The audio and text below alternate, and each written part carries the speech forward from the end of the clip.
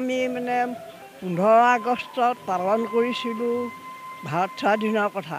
এতিয়া সেই ভাৰত স্বাধীনৰ 15 আগষ্টে যে আমি পালন কৰিবলৈ পাইছোঁ, এয়া আমাৰ ধন্যবাদ বুলি ৰাইজক ধন্যবাদ জনাইছোঁ।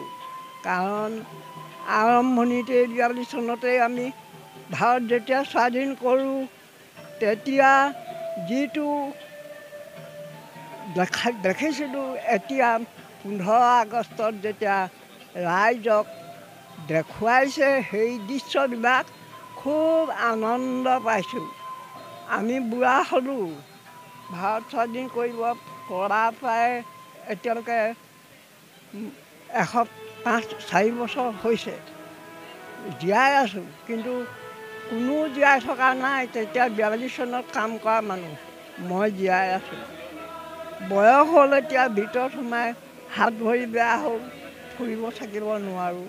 আহিছোঁ আৰু যেনে তেনে চাবলৈ, কাৰণ আমাৰ মনৰ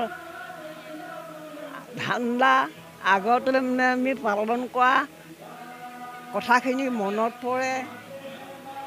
এদিন আজি দেখা দিবলৈ পাই আমাৰ বহুত সুখী হৈছোঁ, আনন্দ পাইছোঁ।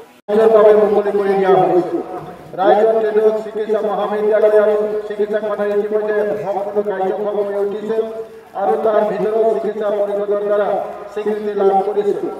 24-25 শিক্ষাবৰ্ষত 5 বছৰীয়া স্নাতকোত্তৰ MBBS বাবে 100জন ছাত্ৰ ছাত্ৰী নামভৰ্তি কৰিবৰ কাৰণে ইয়াত সুবিধা পাব।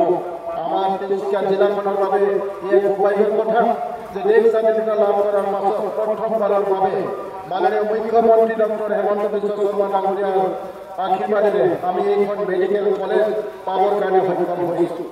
ৰাজ্যখনত চলি থকা কেঞ্চাৰ কেয়াৰ হস্পিটেল নিৰ্মাণ দ্বিতীয় পৰ্যায় ৰাজ্যৰ 7খন জিলাৰ লগতে তিনিচুকীয়া জিলাতো স্থাপনৰ বাবে ৰাজ্য চৰকাৰে সিদ্ধান্ত গ্ৰহণ কৰিছে আৰু 2025 চনৰ শেষৰ ফালে সাজু হৈ উঠিব আমি আশা কৰিছোঁ।